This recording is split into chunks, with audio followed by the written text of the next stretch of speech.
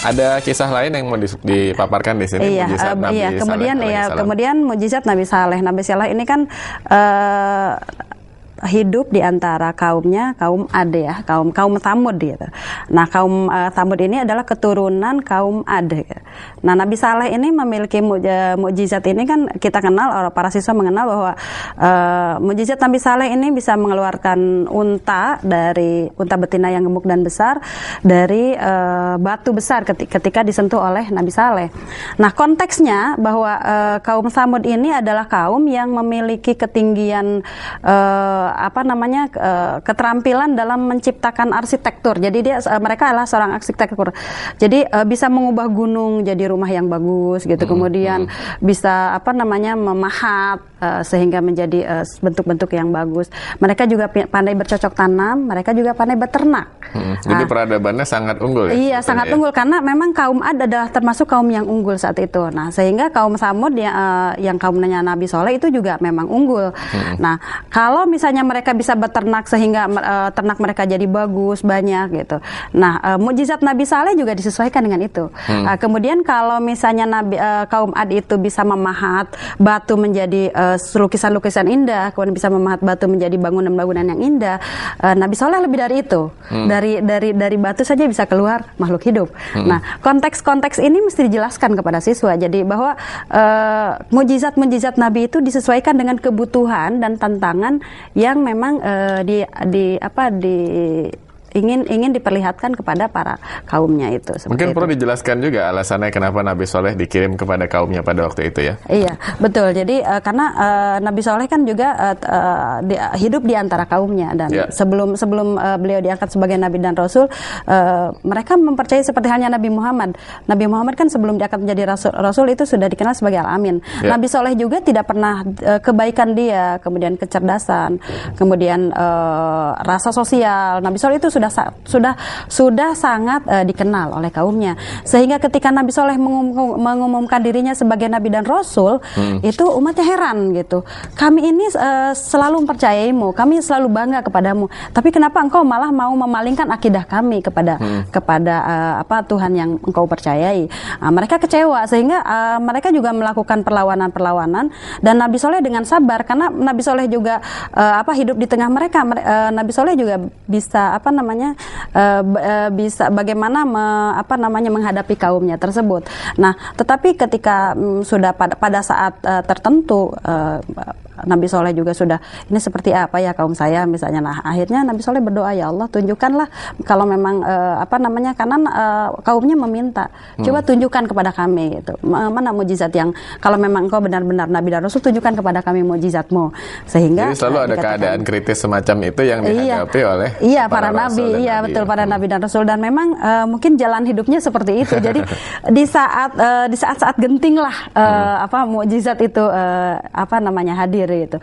Dan memang itu disaksikan, dirasakan dan oleh semua umatnya gitu. Artinya kalau memang nabi itu tidak diberi mukjizat saat itu, maka bukan hanya diri saja yang ini, tetapi ajarannya itu, Tuhannya itu gitu. Karena kan mereka itu ditantang itu ketika mereka harus berdakwah gitu.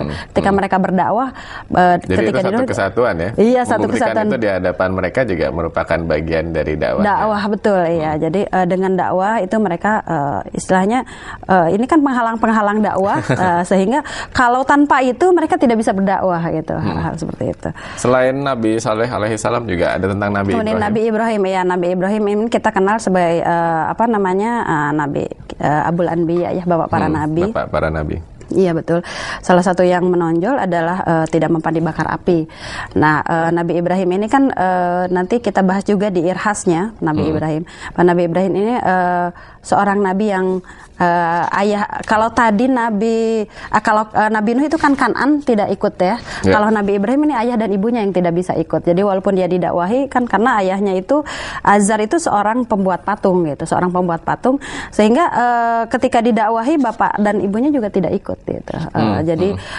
Jadi mungkin itu ya bedanya. Kalau tadi Nabi Nuh anaknya, kalau Nabi Ibrahim itu ayah dan ibunya. Dan Nabi Ibrahim ini memiliki kelebihan bahwa dia itu seorang yang sangat kritis. Nah itu yang harus dimunculkan. Nabi Ibrahim itu menemukan Tuhannya setelah bertanya, setelah dia melihat bulan itu Tuhan saya, melihat matahari itu Tuhan saya. Nah itu semua keadaan masyarakat yang harus diperkenalkan juga kepada siswa-siswi. Iya betul, keadaan masyarakat diperkenalkan dan lebih-lebih lagi posisi Nabi Ibrahim sebagai Nabi yang paling kritis. Jadi dia mencari Tuhan itu dengan pencarian yang benar-benar pencarian.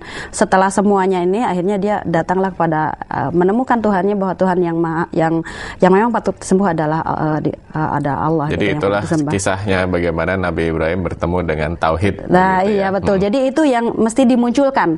Karena ada juga anak-anak siswa itu di sekolah itu tidak semuanya langsung percaya, tapi ada juga anak yang kritis. Kalau ada anak yang kritis, bagusnya guru itu masuknya ke Nabi Ibrahim gitu. Nabi Ibrahimnya diceritakan lebih banyak gitu. Ibu, ini ada beberapa contoh yang mujizatnya terjadi sebelum kehidupan Nabi Muhammad. Kemudian saya ingin bertanya tentang bagaimana bedanya atau kekhasannya jika kita langsung saja beranjak kepada contoh mujizat yang terjadi atau dipaparkan oleh Nabi Muhammad SAW. Ya, terima kasih. Kemudian ini yang Nabi Muhammad, mujizat Nabi Muhammad ini kan ada kalau tadi kan kita secara garis besar ada dua ya, ada indrawi, ada imaterial. Nah, kalau indrawi ini yang sudah dibahas tadi.